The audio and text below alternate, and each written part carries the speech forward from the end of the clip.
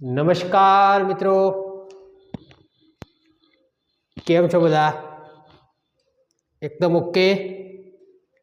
ચાલો, આજે આપણે ધોરણ 10 ગણિતમાં પ્રકરણ નંબર 8 એમાં 8.1ના આગળના 10 દાખલા આપણે ગણી દીધા છે અને એ બધા દાખલા આપણે રેકોર્ડેડ લેક્ચર મૂકી દીધેલા છે. ઓકે, આજે આપણે સ્વાધ્યાય 8.1ની અંદર પ્રશ્ન નંબર 11 જોવાનો છે. તો ચાલો આપણે શરૂઆત કરીએ પ્રશ્ન નંબર 11. ચાલો, પ્રશ્ન નંબર 11 શું કહે છે? નીચેના વિધાનો સત્ય છે કે નહીં, કારણ સહિત જવાબ આપવાનો છે. પહેલું વાક્ય સાહેબ જોઈએ. tan a નું મૂલ્ય હંમેશા, શબ્દ પકડજો, હંમેશા શબ્દ લખેલો છે.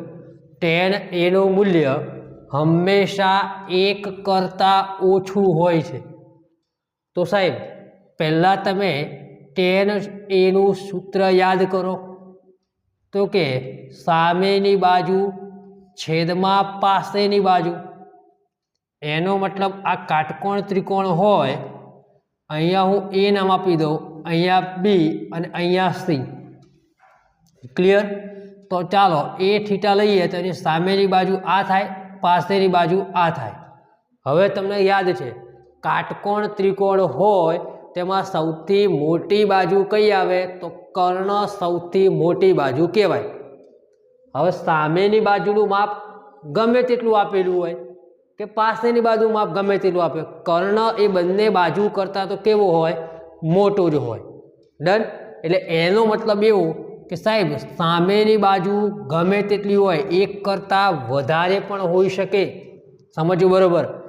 1 કરતાં વધારે પણ હોઈ શકે, કાં તો 1 પણ હોઈ શકે, કાં તો 1 કરતાં ઓછું પણ હોઈ શકે.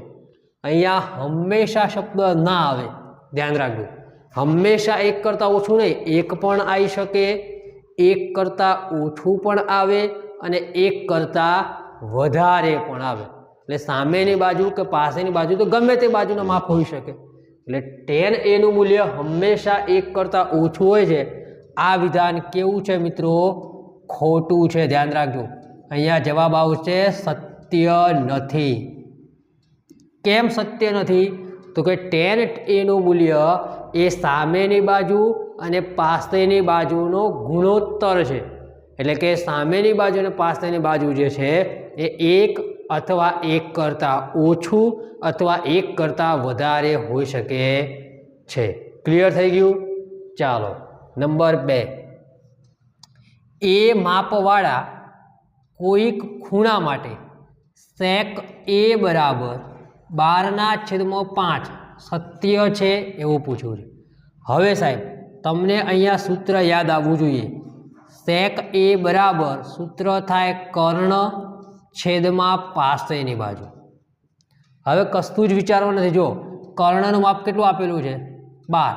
5 કરતાં કેવું છે? મોટું છે. મેં હમણાં જ તમને કીધું કે કાટકોણ ત્રિકોણમાં કર્ણ સૌથી મોટી બાજુ કહેવાય. એટલે અહીંયા 12 છે નીચે કરતાં મોટા છે, માટે અહીંયા સીધો જવાબ આ વિધાન કેવું છે? સત્ય છે. ઓકે, અહીંયા 12 જોઈએ, ક્લિયર થઈ ગયું.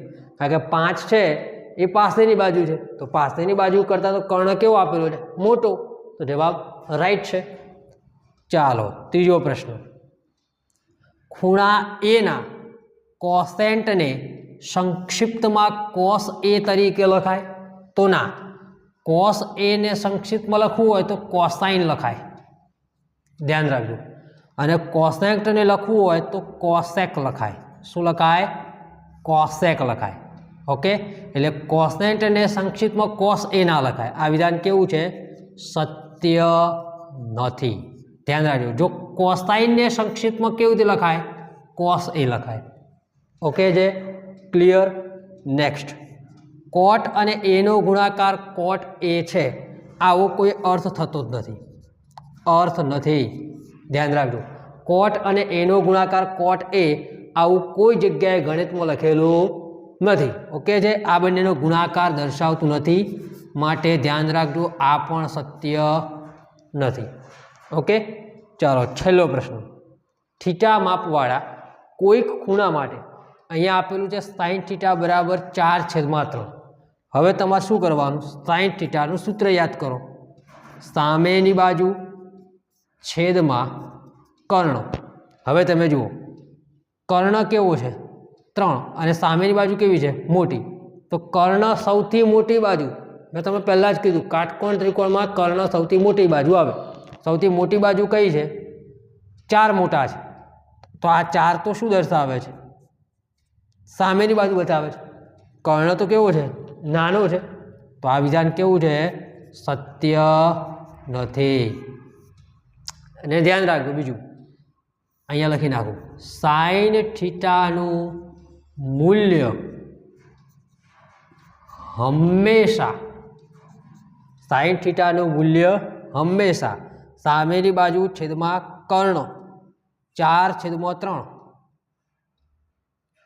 અહીંયા આવશે વાક્ય. અહીંયા લખવાનું જોયું. અહીંયા સેક થીટાનું મૂલ્ય હંમેશા 1 કરતાં કેવું આવે મિત્રો?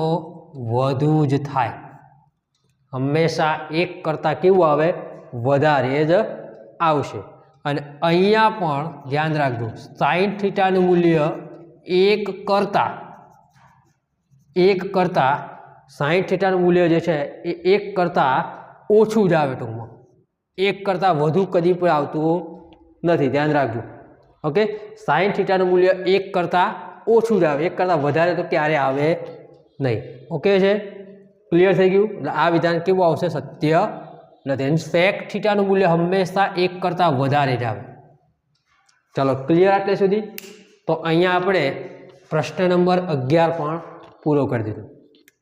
આ સાથે જ ચેપ્ટર નંબર 8ની અંદર સ્વાધ્યાય 8.1 આપણે કમ્પ્લીટલી પૂરું કર્યું છે. ઓકે છે, ક્લિયર થઈ ગયું? આઈ હોપ કે તમને આખું સ્વાધ્યાય 8.1 વ્યવસ્થિત રીતે ખબર પડી ગઈ હશે. હવે આપણે નેક્સ્ટ સ્વાધ્યાય 8.2 લઈને આવીશું. ઓકે છે. બીજું, આ ચેનલને તમારે લાઈક કરી દેવાની અને બને ત્યાં સુધી બધાને શેર કરવાની અને સબસ્ક્રાઈબ કરાવવાની. ક્લિયર છે? ઓકે છે. ત્યાં સુધી આપણે આટલે સુધી રાખીએ અને નેક્સ્ટ લેક્ચરમાં આપણે સ્વાધ્યાય 8.2 સાથે મળીશું. Thank you so much. જય હિન્દ, જય ભારત. Tata, bye bye.